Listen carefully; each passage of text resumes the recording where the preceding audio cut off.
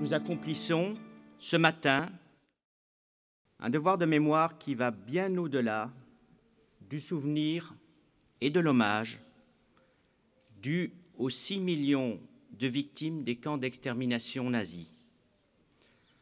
Le devoir que nous accomplissons ce matin, ensemble, réunis autour de notre monument aux morts, consiste à poursuivre le combat contre l'ignorance et la barbarie et à transmettre le souvenir de tous ceux qui sont aujourd'hui disparus.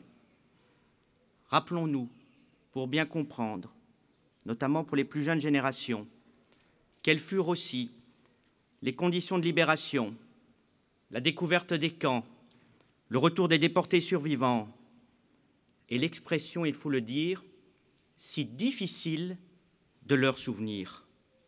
Relisons pour nous y aider l'ouvrage de Pierre Savy sur l'histoire du peuple juif, sachant également que parmi les victimes de la déportation, il faut aussi compter des homosexuels, des francs-maçons, des tziganes, des handicapés mentaux, tous ceux qui ne correspondaient pas au modèle de la race pure, de la race aryenne ou qui lui résistaient. À la fin de la guerre, l'objectif prioritaire était la défaite du Reich. Anticipant la défaite, les SS ont, à partir de 1944, entrepris de vider les camps et de faire disparaître les traces de leurs victimes. Ainsi, le 24 juillet 1944, les Soviétiques ne voient dans le camp de Majdanek que ce qui reste des installations. Les déportés ont déjà été évacués dans la précipitation. Seul le crématoire était resté en l'état.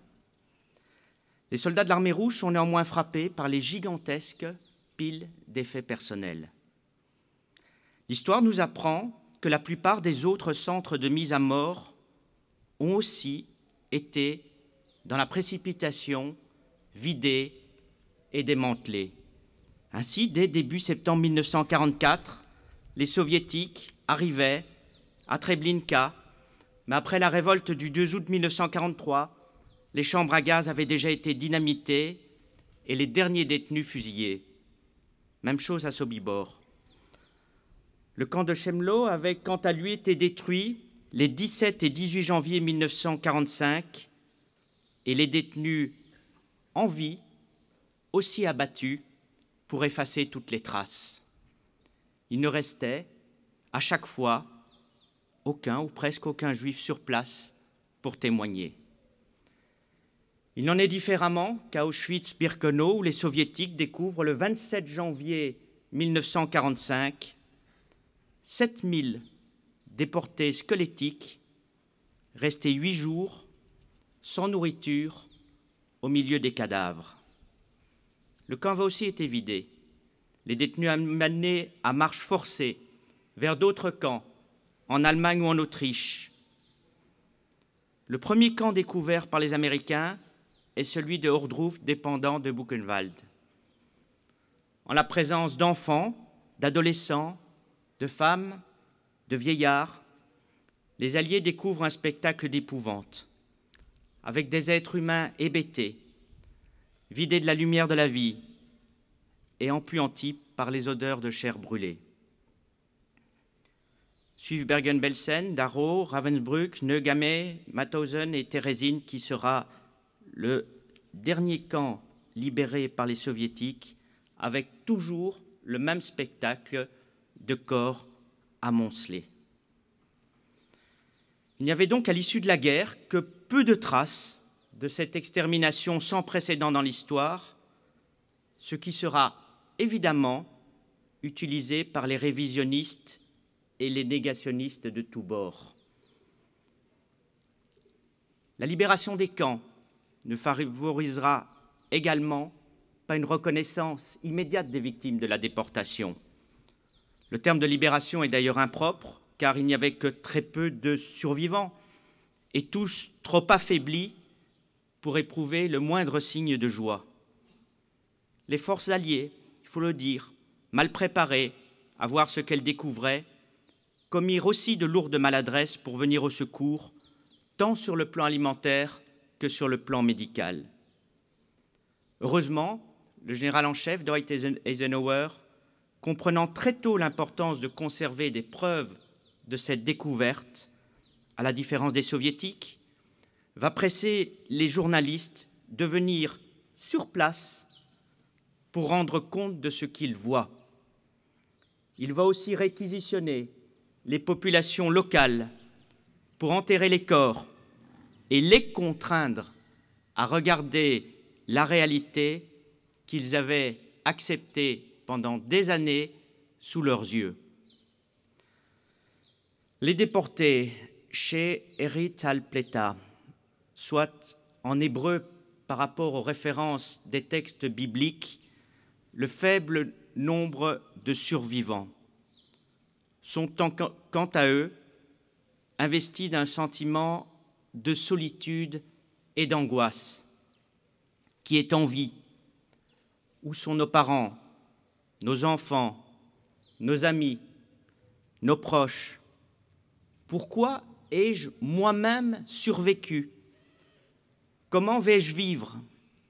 Est-ce que je pourrais reprendre une vie normale? Est-ce que je vais être écouté? Est-ce que je vais être cru? Et tout simplement, où aller? Les Juifs déportés de France sont en grande partie revenus au pays, mais ce ne fut évidemment pas le cas de ceux de Pologne ou de Hongrie. Et ce sont près de 250 000 Juifs qui vont encore errer dans des camps de personnes, déplacés en Allemagne, en Autriche ou en Italie, de 1945 à 1952. Et ceux qui voudront aller en Palestine se verront opposer des restrictions par la tutelle britannique jusqu'en 1948.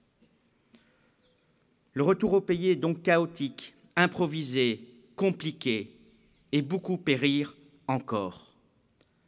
Racontant leur histoire, les survivants se heurtèrent à l'incompréhension ou à l'indifférence de ceux qui voulaient tourner la page. C'est toute cette réalité brouillée, la confusion qui existait aussi sur la réalité qui était à la fois des camps de concentration et des camps d'extermination se côtoyant, le secret gardé sur la solution finale, la destruction de ces mêmes camps, l'évacuation des victimes et les dénis d'une spécificité juive dans la persécution nazie vont conduire à créer des sources de confusion et d'incompréhension pendant des années. Les survivants ne pourront également pas récupérer ni leur logement, ni leurs biens, comme tous ceux qui auront été spoliés.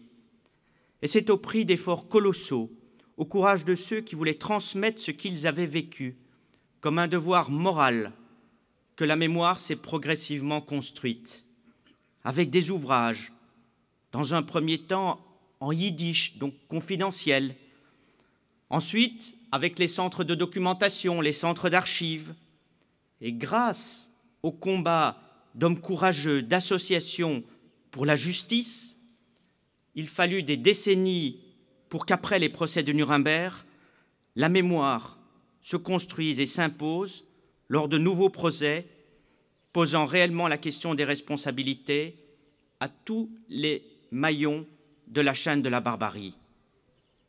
En France, ce n'est d'ailleurs qu'après plusieurs décennies de déni que le président de la République, Jacques Chirac, a eu le courage de reconnaître lors du discours du Veldiv la responsabilité de l'État collaborationniste de Vichy.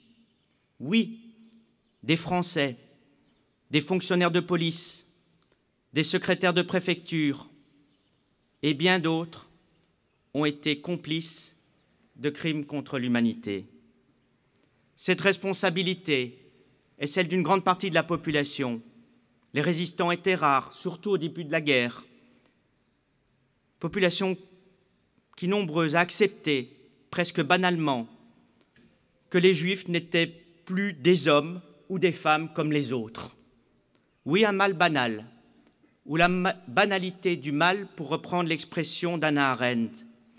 Des lois, des décrets, des arrêtés, des circulaires, pour définir avec une précision technocratique ce qu'était un juif. Des lois, des décrets, des arrêtés, des circulaires pour interdire aux juifs d'être fonctionnaires, artisans, commerçants, ou médecins, pour ordonner que leurs biens soient saisis, avec des huissiers, des commissaires-priseurs qui intervenaient dans des ventes forcées, pendant que des notaires passaient des actes de vente, ou que des juges tranchaient des différends d'expropriation qui étaient plaidés par des avocats. Tout le monde faisait, comme en temps normal, son travail. Et tous, ou presque, se retrouvèrent blanchis, presque recyclés, dans la nouvelle 4e République en 1946. Ici encore, après la guerre, la priorité était la reconstruction et la lutte contre le péril communiste. Le temps fut donc rapidement à l'oubli. L'esprit du temps fut d'aller de l'avant, d'avancer. Il ne faut plus en parler. Et les grands procès n'eurent lieu que dans les années 80, 90, Barbie, Touvier et surtout Papon. Maintenant, parce que tout semble presque fini, avec la disparition progressive des derniers survivants, il faut à nouveau lutter contre cette tentation de l'oubli, de refermer la page d'une histoire qui ne serait plus tout à fait la nôtre, que l'on ne verrait plus que dans des documentaires en noir et blanc, comme autant de signes d'un temps révolu.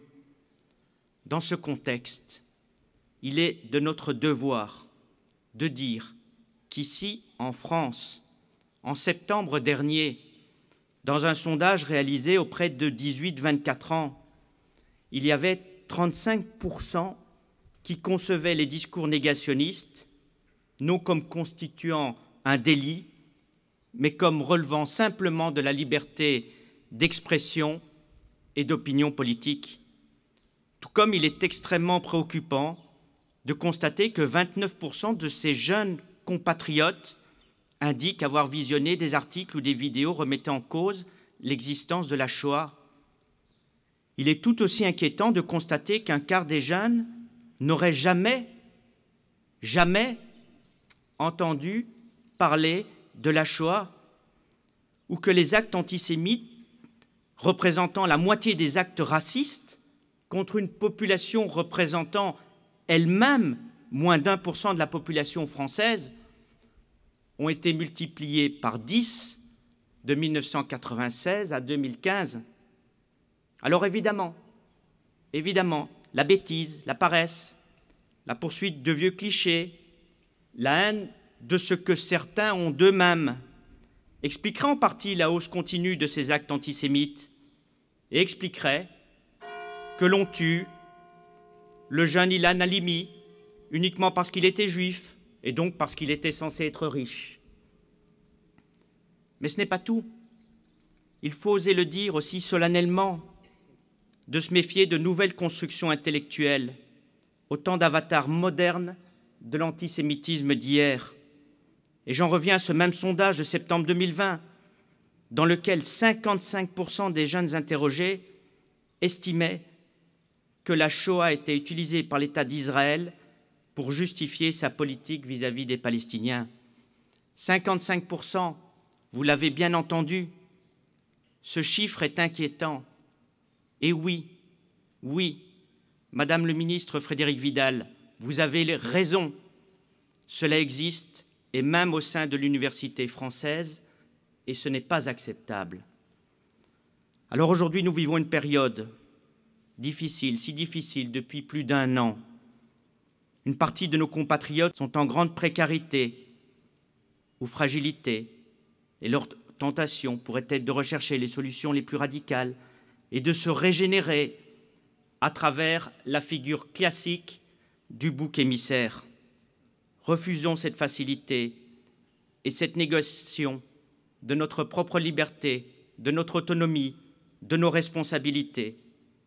Essayons, en ce jour de recueillement, et par hommage aux hommes et aux femmes que nous honorons, d'être à la hauteur du courage qu'il leur fallut pour simplement se maintenir en vie. Souvenons-nous que même inconsolables, seuls, souvent sans famille, ils ont continué à vivre et sont allés de l'avant pour reconstruire une Europe détruite et ravagée par la haine. cette génération exceptionnelle, a montré que l'on pouvait aller au-delà de nos forces et que l'âme humaine était suffisamment vaillante pour surmonter toutes les difficultés, tous les déchirements et tous les drames. Inspirons-en nous comme des modèles. C'est ce message que nous devons porter à l'occasion de cette journée nationale du souvenir des victimes et des héros de la déportation, journée d'hommage, de recueillement et plus encore de réflexion et d'engagement personnel. Vive la République et vive la France.